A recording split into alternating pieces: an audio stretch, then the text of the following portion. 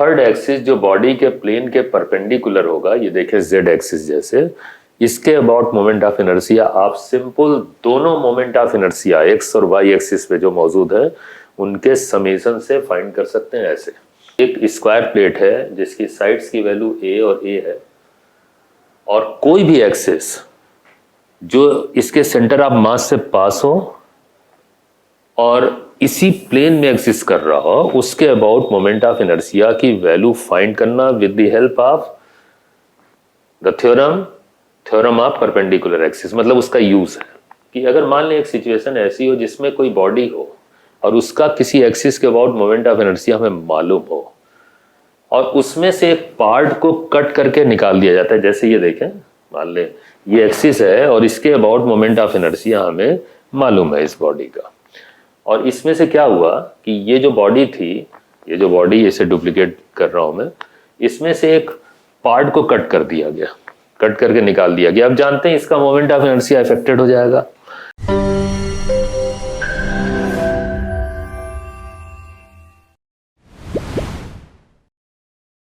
Theorem of perpendicular axis.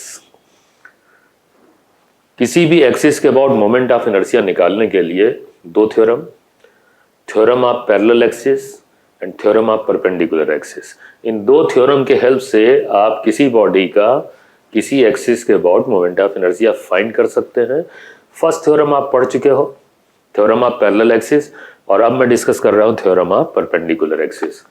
Theorem of perpendicular axis क्या है और इसकी लिमिटेशंस क्या है, जरा देखिए। एक बॉडी, ध्यान दीजिएगा, ये बॉडी जो है टू डायमेंशनल होनी चाहिए, ये लिमिटेशन है थ्योरम की।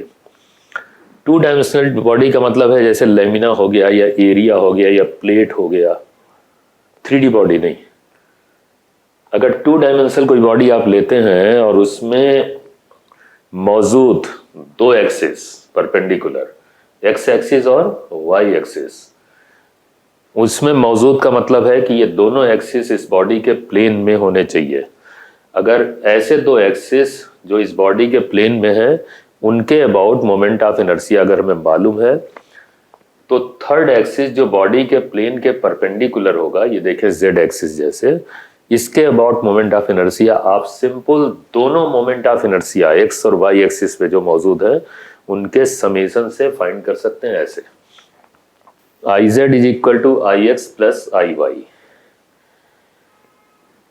दो ऐसे मोमेंट ऑफ इनर्शिया जो उन एक्सिस के अबाउट हैं जो एक्सिस इस बॉडी के प्लेन में एग्जिस्ट कर रहा है।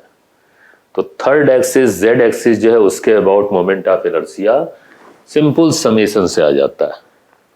इसका यूज हम लोगों ने किया भी है, वो जो लिस्ट थी जिसमें इस तरह की बॉडीज थी टू डायमेंशनल, जैसे rectangular plate, square plate, circular plate, ring, इन सब केसेस में हम लोगों ने इस्तेमाल किया है। तो उस समय मैंने आपसे बताया था कि भाई ये थ्योरम है एक, वो मैं पहले नहीं अभी बाद में आपको बताऊंगा, इस तरह की बात मैंने वहां की थी। अब देखें वो थ्योरम आ गई सामने। अब इसकी जो लिमिटेशंस है या किन परिस्थितियों में या किन कंडीशंस में ये इस्तेमाल किया जाएगा वो जरा पॉइंट वाइज देख लें। पहला पॉइंट है I X and I Y are the moment of inertia about the axis which lie in the plane of the body. जो मैंने अभी कहा था, ऐसे दो एक्सिस जो बॉडी के प्लेन में एग्जिस्ट कर रहे हो वो है एक्स और वाई, तो उन्हीं का समेशन करिएगा। जैसे मान लें किसी केस में जेड और एक्स एक्सिस पे बॉडी है, मतलब z और x एक्सिस बॉडी के प्लेन में है, तो y एक्सिस के अबाउट जो मोमेंट ऑफ इनर्शिया होगा वो x और z एक्सिस के अबाउट मोमेंट ऑफ इनर्शिया के समेशन से आ जाएगा। या फिर मान लें कोई बॉडी y और z एक्सिस पे एग्जिस्ट कर रही हो, उसका प्लेन, तो y और z एक्सिस पे मौजूद मोमेंट ऑफ इनर्शिया के समेशन से x एक्सिस पे आ जाएगा मोमेंट ऑफ इनर्शिया, ये ध्यान रखिएगा। दूसरा पॉइंट है the theorem is applicable for planar body only, मतलब two dimensional body, lamina, plate, area, इस तरीके से ऐसी बॉडीज जो होंगी उन पे ये थ्योरम एप्लीकेबल हो पाएगी। थर्ड पॉइंट है all the 3 axis are perpendicular to each other. ये जरूरी है कि जो तीनों एक्सिस जिनका जिक्र हो रहा है ये आपस में एक दूसरे के परपेंडिकुलर हो and may pass through any point of the body. हाँ, एक फ्रीडम है कि ये जो पॉइंट है वो बॉडी पे कहीं भी हो सकता है। किसी भी पॉइंट के अबाउट मोमेंट ऑफ इनर्शिया की अगर बात हो जाए तो उसी पॉइंट पे मौजूद एक्स और वाई एक्सिस जो उस बॉडी के प्लेन में है उसके अबाउट मोमेंट ऑफ इनर्शिया अगर आप समेशन कर देंगे तो उसी पॉइंट से पास होने वाला जो तीसरा एक्सिस है जो प्लेन के परपेंडिकुलर है उसके अबाउट मोमेंट ऑफ इनर्शिया आ जाएगा। तो ये 3 पॉइंट्स अगर एग्जिस्ट कर रहे हैं तो ये थ्योरम एप्लीकेबल है। ठीक है, अब मैं आपको इसका यूज दिखाता हूं एक बेहतर। देखिए, एक केस डिस्कस करता हूं। Moment of inertia of a square plate about any axis passing through the centre of mass and lying in the plane of the plate. कहने का मतलब है कि एक स्क्वायर प्लेट है जिसकी साइड्स की वैल्यू ए और ए है और कोई भी एक्सिस जो इसके सेंटर ऑफ मास से पास हो और इसी प्लेन में एग्जिस्ट कर रहा हो उसके अबाउट मोमेंट ऑफ इनर्शिया की वैल्यू फाइंड करना with the help of the theorem of perpendicular axis. मतलब उसका यूज है, दिखाता हूं आपको। याद करें, इस बात का जिक्र पहले भी आ चुका है जब मैं लिस्ट दे रहा था आपको मोमेंट ऑफ इनर्शिया की। तो ये देखें, ये अपीयर हुआ था केस स्क्वायर प्लेट का। उसमें मैंने बताया था कि कोई भी एक्सिस हो, जैसे ये पी एक्सिस है या डी एक्सिस है या एक्स या वाई, ये सभी ऐसे एक्सिस हैं जो सेंटर ऑफ मास से पास हो रहे हैं और इसी प्लेन में एग्जिस्ट कर रहे हैं, इस स्क्वायर प्लेट के प्लेन में। इन सभी एक्सिस के अबाउट मोमेंट ऑफ इनर्शिया की वैल्यू ma² होगी, चाहे वो x हो, चाहे y हो, चाहे p हो, चाहे d हो। इन सभी मोमेंट ऑफ इनर्शिया में एक बात कॉमन है, 2 बातें कॉमन है। एक तो ये सभी एक्सिस सेंटर ऑफ मास से पास हो रहे हो और ये इस प्लेन में एग्जिस्ट कर रहे हो। तो मैंने कहा था कि भाई चलें इसको अभी याद कर लें। और ये जो केस है ना, किसी भी एक्सिस के अबाउट, जैसे ये पी एक्सिस है, रेंडमली ड्रॉ कर दिया, किसी भी एक्सिस में फिर वही बात मैं बोल दूंगा कि सेंटर ऑफ मास से पास होना चाहिए और इस प्लेन में एग्जिस्ट करना चाहिए। ऐसे एक्सिस के अबाउट भी मोमेंट ऑफ इनर्शिया ma² भी होता है, चाहे वो डायगोनल हो, चाहे वो पी एक्सिस हो, चाहे एक्स हो, चाहे वाई हो। इसका प्रूफ मैं दिखाऊंगा। उस समय बोला था मैंने, जब मैं थ्योरम ऑफ परपेंडिकुलर एक्सिस पढ़ाऊंगा आपको, वो आ गया प्रूफ। तो दिखाता हूं कैसे आईपी आप फाइंड कर सकते हो ma²/12। देखिए, इसके लिए चलें पहले ये एक्सिस ड्रॉ कर लेते हैं। ये p हमें इस एक्सिस के about moment of inertia find करना है। चूंकि थ्योरम ऑफ परपेंडिकुलर एक्सिस हम इस्तेमाल करने जा रहे हैं तो हमें 2 एक्सिस चाहिए होगा उस थ्योरम को इस्तेमाल करने के लिए, जो आपस में परपेंडिकुलर होने चाहिए। और थर्ड एक्सिस जिसके अबाउट मोमेंट ऑफ इनर्शिया निकालने में दोनों एक्सिस को जोड़ना पड़ता है, वो भी चाहिए होगा। तो मैं दिखाता हूं यहाँ पे आपको। ये p एक्सिस बनाया सेंटर ऑफ मास से पास होने वाला, जो इस प्लेट के प्लेन में, और इसी के परपेंडिकुलर एक एक्सिस और बना दिया q। अब आपस में देखें, ये दोनों आपस में परपेंडिकुलर हैं, ठीक। अच्छा, अब इन दोनों एक्सिस पे अगर आप मोमेंट ऑफ इनर्शिया को ऐड करोगे तो थ्योरम के मुताबिक इस सेंटर से, इस पॉइंट से जहां पे ये एक्सिस पास हो रहा है, इसके परपेंडिकुलर, इस प्लेन के परपेंडिकुलर एक्सिस जो z एक्सिस होगा उसके अबाउट मोमेंट ऑफ इनर्शिया आ जाएगा। तो हम लिख सकते हैं यहाँ पे, इस बात को दिमाग में रखते हुए, z एक्सिस हो गया कि IZ = IP + IQ। ये है थ्योरम ऑफ परपेंडिकुलर एक्सिस का यूज। अच्छा, एक चीज और, वो ये है कि आप ध्यान से देखो तो दोनों एक्सिस के अबाउट प्लेट का जो ओरिएंटेशन है या तरीका है रखने का, वो बिल्कुल सिमेट्रिकल है। जैसे कैसे पता चलेगा, ये p देखें आप, इस प्लेट को कैसे हिस्सों में कट कर रहा है, एक पार्ट ये, एक ये देखें।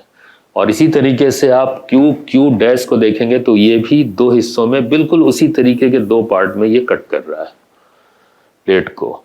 इसीलिए कह सकते हैं आप कि p और q के अबाउट सिमेट्री है। ये स्क्वायर प्लेट में भी हो सकता है। रेक्टेंगुलर में नहीं होता, स्क्वायर में ही होता, या सर्कुलर प्लेट होती तब होता। ठीक है, तो इस सिमेट्री के कारण आप एक चीज और कह सकते हैं कि Ip is equal to IQ।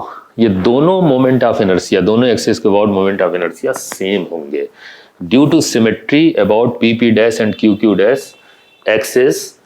ये ऐसा होगा। ठीक, अच्छा अब ये हो गया, तो आप इस इक्वेशन को ऐसे भी तो लिख सकते हैं फ्रॉम इक्वेशन 1 एंड 2।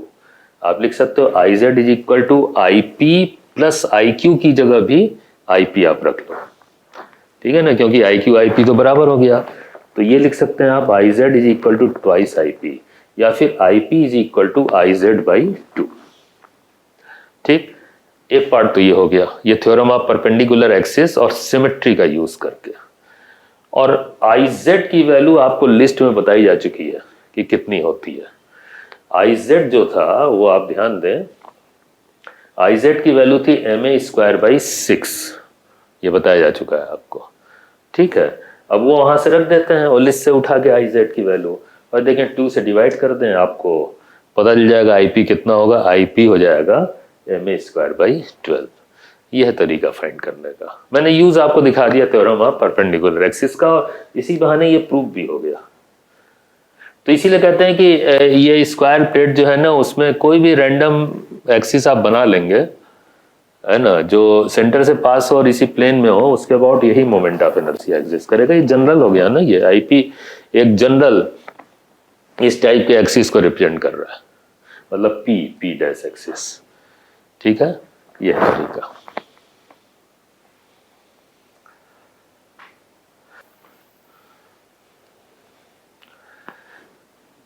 चलिए एक स्पेशल केस आपको दिखाते हैं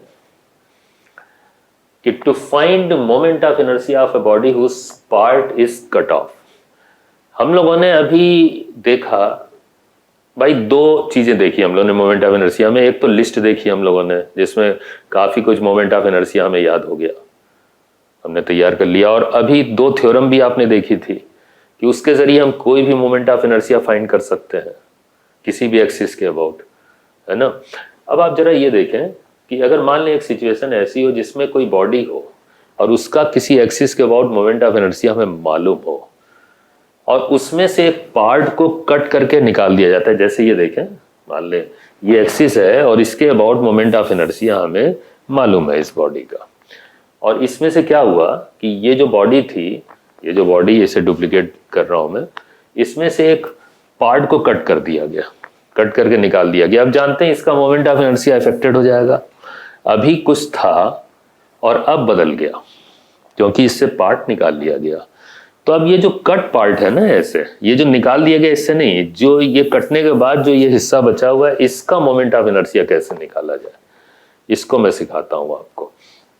बहुत सिंपल है, उसमें आपको सिर्फ ये करना होगा, देखिए कि ये कंप्लीट बॉडी का मोमेंट ऑफ इनर्शिया मालूम होगा, और यही नहीं, इसी एक्सिस के अबाउट ये जो पार्ट कट किया गया है, इसका मोमेंट ऑफ इनर्शिया आपको फाइंड करना होगा with the help of theorem of parallel axis. जैसे मान लें ये जो पार्ट है, इसका मोमेंट ऑफ इनर्शिया अगर निकालना हो तो इस एक्सिस के अबाउट निकाल लें, तो थ्योरम ऑफ पैरेलल एक्सिस लगा के आप निकाल लो। ये जो कट पार्ट है, इसका मोमेंट ऑफ इनर्शिया IC से लिखा गया, C stands for cut part, है ना। और ये I0 जो है नॉट रिप्रेजेंट कर रहा है कंप्लीट बॉडी को। अब ये वाला जो मोमेंट ऑफ इनर्शिया जिसे आपको फाइंड करना I, ये सिंपल तरीका हो गया, इसमें से सीधे इस कंप्लीट बॉडी के मोमेंट ऑफ इनर्शिया में से इस कट पार्ट का मोमेंट ऑफ इनर्शिया आप डिडक्ट कर दोगे, ये आ जाएगा I। देखिए I0 माइनस IC, ये I आ जाएगा। तो कोई दिक्कत नहीं है, I0 लिस्ट से मिल जाएगा, या आप फाइंड करना हो भी फाइंड कर ले, IC भी फाइंड कर लेंगे, ये तो आ ही जाएगा। एक क्वेश्चन से मैं आपको क्लियर करता हूं, दिखाता हूं, देखिए कैसे। ये नीट का क्वेश्चन है। From a disc of radius R and mass M, a circular hole of diameter R whose rim passes through the center is cut। अभी मैं डायग्राम इसका दिखाता हूं कैसे ये कट किया गया है। एक कंप्लीट प्लेट है R रेडियस का, उसमें से एक होल कट किया गया है। What is the moment of inertia of the remaining part of the disc. देखें रिमेनिंग पार्ट लिखा हुआ है, मतलब कट करने के बाद जो बचा हुआ हिस्सा है। About a perpendicular axis passing through the centre, मतलब वो जेड एक्सिस हो गया, उसके about moment of inertia find करना है। तो है क्या ये केस, देखिए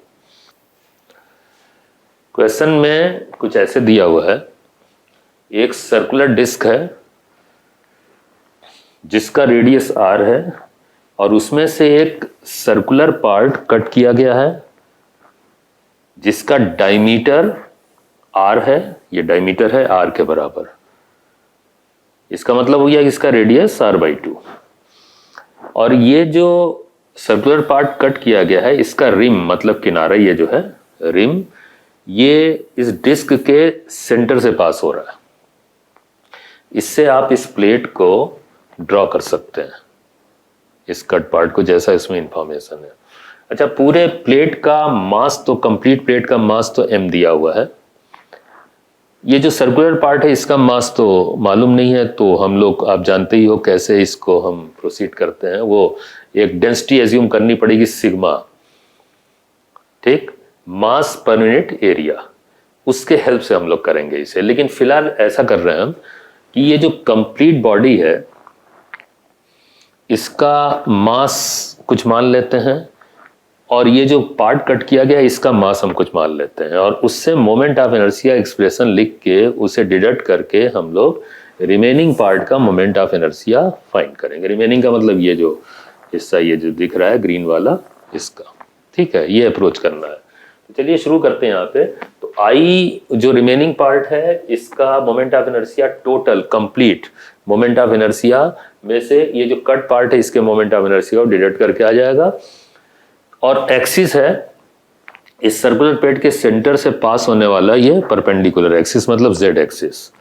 तो चलते हैं कंप्लीट प्लेट, या अगर कंप्लीट प्लेट होती है ऐसे, तो इसका मोमेंट ऑफ इनर्शिया पहले लिख रहे हैं, ये होगा mr²/2। आप जानते हो ये डिस्क है, और डिस्क है या प्लेट है, तो इसका moment of inertia Z axis के अबाउट mr²/2 होता है। और ये मैंने अभी बताया था कि कंप्लीट मास m0 ले लिया हमने I0 के करस्पॉन्डिंग, ठीक है।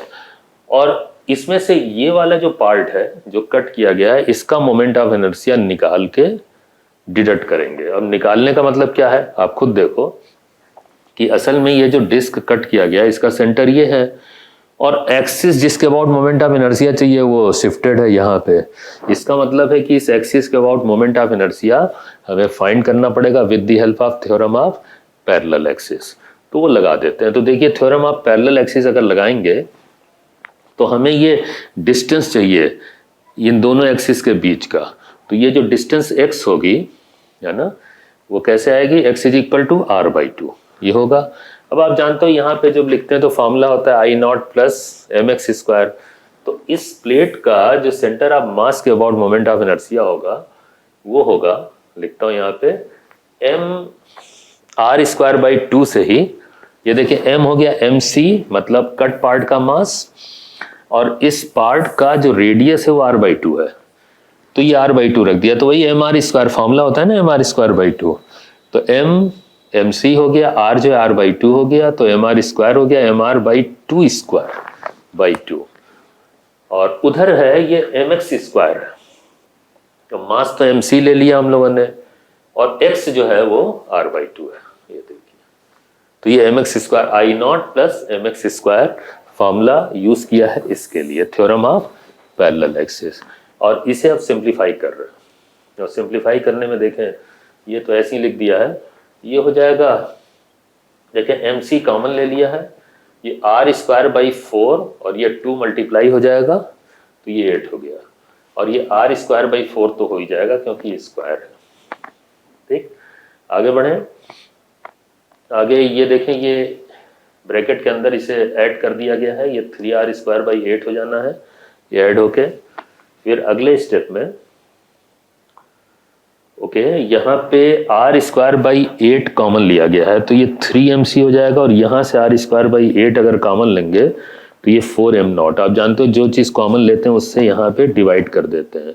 अगर r²/8 से आप यहाँ डिवाइड कर देंगे तो ये 4m0 हो जाएगा, ठीक है। तो ये मैथमेटिक्स है इतनी। अब इससे आगे बढ़ते हैं, आगे प्रोसीड करते हैं। इतना आ चुका है। अब यहाँ मकसद है हमारा m0 और mc की वैल्यू रखना। थोड़ी देर के लिए आप इस प्लेट का डेंसिटी यूनिट एरिया का सिग्मा एज्यूम कर लें, तो उस हिसाब से चलेंगे तो देखें ये मास को कैसे लिखा गया है। सिग्मा को इस पूरे प्लेट के एरिया से मल्टीप्लाई किया गया, तो ये हो जाएगा 4 पाई आर स्क्वायर। पूरा एरिया जो होगा ना वो 4 पाई आर स्क्वायर इंटू सिग्मा कर दिया, तो कंप्लीट प्लेट का मास आ गया। और ये जो कट पार्ट है, चूंकि इसका रेडियस r/2 है, तो इसका एरिया होगा पाई r/2 स्क्वायर। ठीक है, तो ये एरिया हो गया है ना। इसको सिग्मा से मल्टीप्लाई करके ये मास लिखा गया mc। ये देखो, ये कट पार्ट का है इसका, और 3 यहाँ पे ऑलरेडी है वो लिख दिया गया। ठीक, अब इसे और सिंप्लीफाई करें। अगले स्टेप में थोड़ा सा लंबा क्वेश्चन था। ठीक है, तो sigma pi r square common ले लिया, तो ये 4 बचा। इधर जो है आप देखें ये आर स्क्वायर कॉमन आ गया है, और ये 4 होगा, ये रह गया और ये 3 रह गया यहाँ पे। तो सिग्मा पाई आर स्क्वायर तो कॉमन, आर स्क्वायर बाई 8 बाहर है ही। आगे इसे सिंप्लीफाई करें, और तो ये 4 एलसीएम ले लेंगे, तो 4 इंटू 4 16 माइनस 3 13, तो 13/4 आ गया इसकी वैल्यू। और फाइनली सिग्मा के टर्म्स में ये मोमेंट ऑफ इनर्शिया इतना आ रहा है। ये देखिए 13/4, ये 8 और 4 मल्टीप्लाई हो गया, तो ये 32 हो गया है।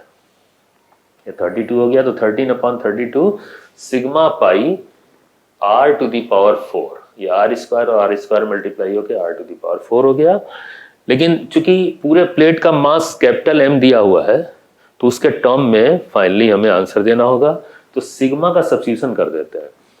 तो सिग्मा जो एज्यूम किया था हमने, सब्स्टिट्यूशन होगा कंप्लीट मास पूरी बॉडी का, और पूरा एरिया आप डिवाइड कर दो, ये सिग्मा की वैल्यू हो गई। तो टोटल मास ये गिवन था, पूरा कंप्लीट प्लेट, मतलब होल नहीं कट है, पूरा कंप्लीट प्लेट था, तो उसका मास m दिया है, होल तो बाद में कट किया गया, और उसका एरिया पाई आर स्क्वायर क्योंकि रेडियस r है। तो ये सिग्मा की वैल्यू रख दिया, और अब फाइनल आंसर आ जाएगा इससे। पाई पाई कैंसिल होगा, r to the power 4 r square से कैंसिल होगा, तो ये आ गया देखें 13/32 mr स्क्वायर।